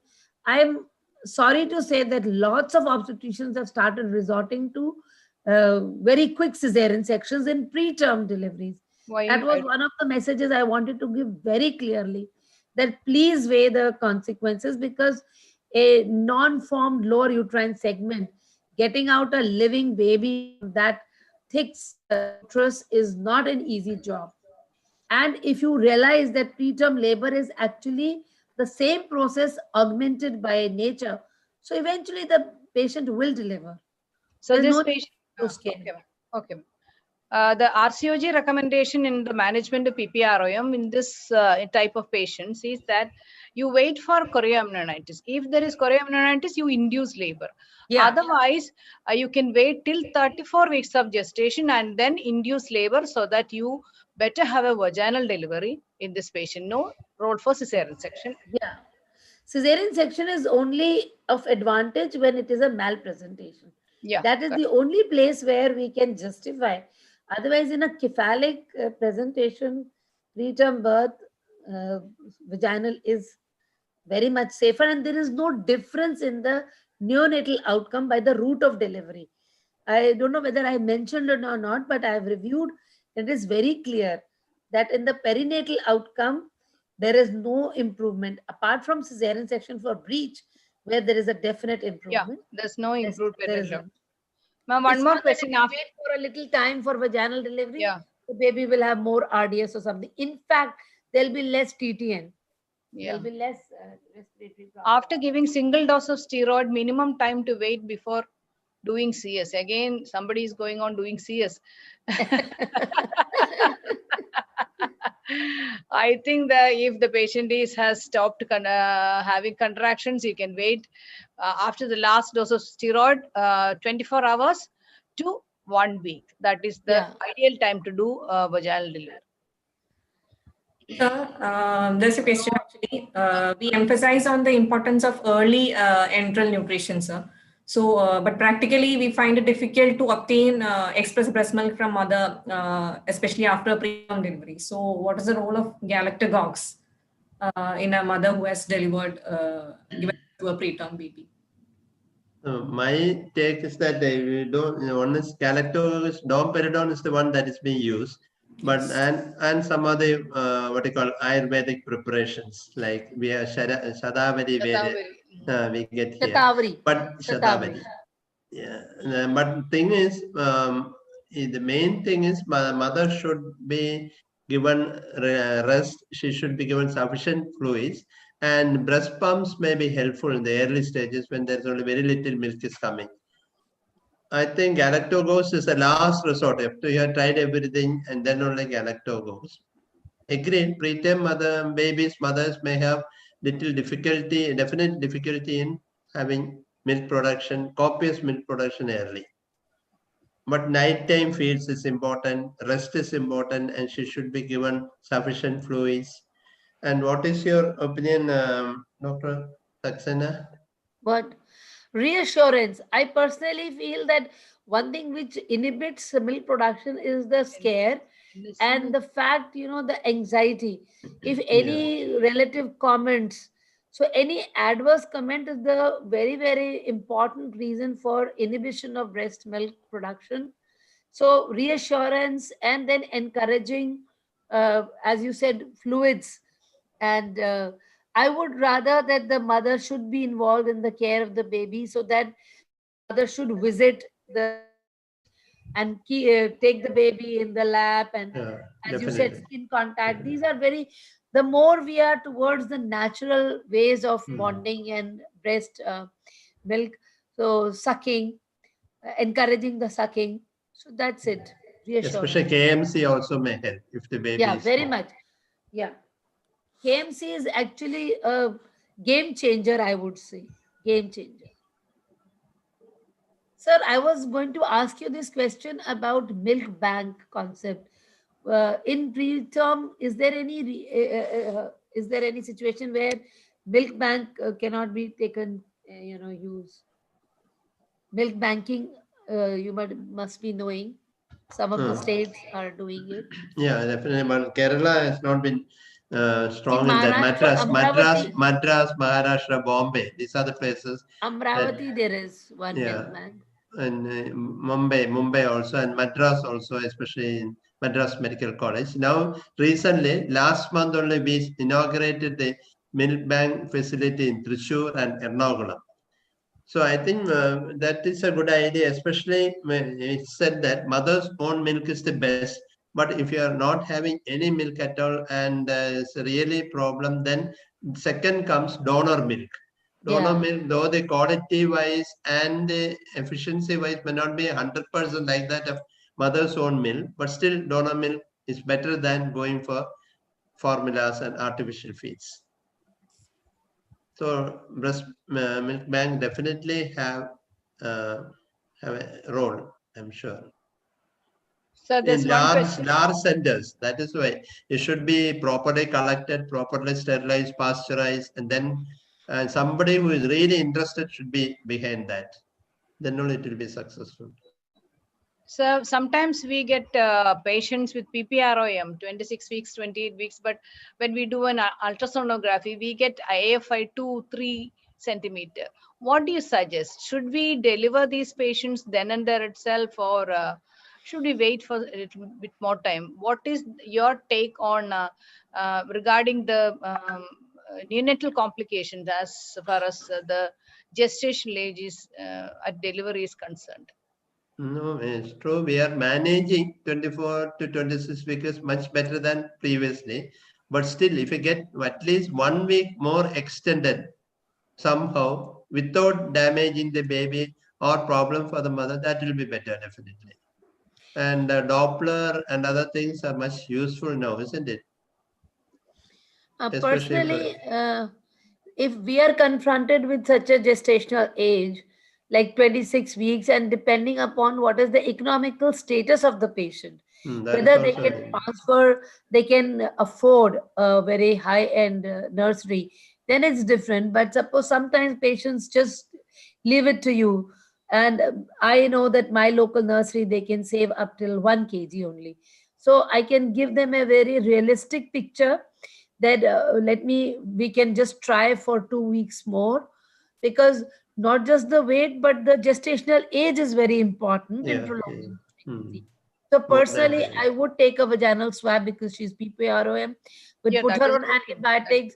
And basically, we have to understand that if that rent seals and then baby is fine, then there is reformation of amniotic fluid. Yeah. And we've seen that with conservative treatment, sometimes such babies really, they go up to even 34, 36 weeks. Yeah, we after had having occasional instances where I had a patient of had a IVF. spontaneous healing. She was the wife of the deputy commissioner of Rewari, with 8 years infertility and twins and diamniotic, dichorionic. And at 18 weeks, the upper sac leaked. And when I spoke to the consultant, I said, see, the liquor in the upper sac is almost gone and she's only 18 weeks. So she said, tell me, what will you do? She's going to abort in any case. So I said, what to do? And like they said, okay, whatever you can do, just from 18 weeks, that lady delivered at 33 weeks and only on conservative treatment, repeated screening and off and on antibiotic courses. Cannot give such a long thing, and progesterone, and of course we did the foot and raise drama also. But I'm happy to say that both the babies survived. Yeah, And that is the thing. she was sectioned in Apollo because she was 33 weeks. I didn't want to take the risk. But I was informed by the patient herself, who was the wife of the deputy commissioner, that her babies did the best. And this is, I'm telling you, of something around 1997 or 98. I had given antenatal corticosteroids back then. Okay. So it was very much appreciated by the neonatologists in Apollo that Very your good. babies did the best. So I was very happy. But Yeah, recently we also had a 26-week mother like then, and she had cervical cartilage, and after that she came with leaking membranes after that, and then it grew E. coli. So again, like what you said, cartilage was removed, kept ready for delivery, but she is continuing now, reached up to 29 or 30 weeks. so So very that is salvageable. the thing.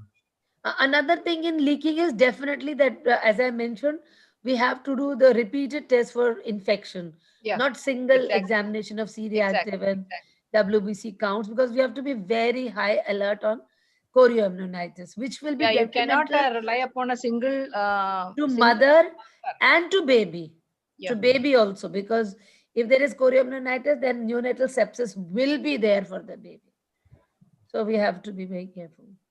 In any case, I think I don't know about the attendees, but it has been a wonderful learning experience for me also, Dr. Beena. So nice to be with you all. Yeah, I also learned something. And Dr. Nair. Thank you. We learned everything from you. You knew everything of ours. We knew. We didn't know much of your. And very happy to tell that almost 400 people are logged in. That is very heartening. Oh, that is. I was thinking only 7 of us are talking. I thought only 7 of us were there. Same here. Same. The attendee part is through the website, so they are watching and posting questions there. Okay. Yeah. Anyway, it'll be good if it is helpful for people. And thank you, Dr. Kunji. That is so nice. Thank you, all of you. Thank you. Nice meeting all of you. Thank you, Mitra ma'am. Thank you, sir. Thank you.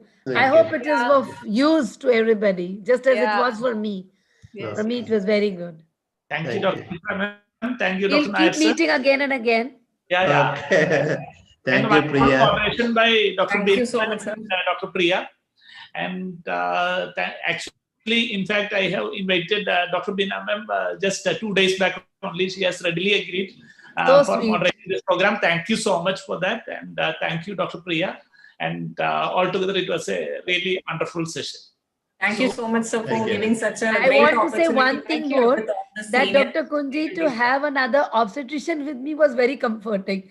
Yeah. So when you had said that there'll be question answers, I was very happy that I will be able to direct to Dr. Beena if I'm not able. It's a teamwork, That's always a teamwork. Really, And I lot of really questions enjoyed. also I were there. enjoyed the session. Thank you. But you have a lot of Thank you. experience. Thank you. Thank you, sir. Thank you so much. Thank you all. Good And I night. invite all the people who are interested in hardcore obstetrics to join us together. Thank you, sir. Thank you, Dr. Kunji. Thank you. Thank you all. Good night. Okay.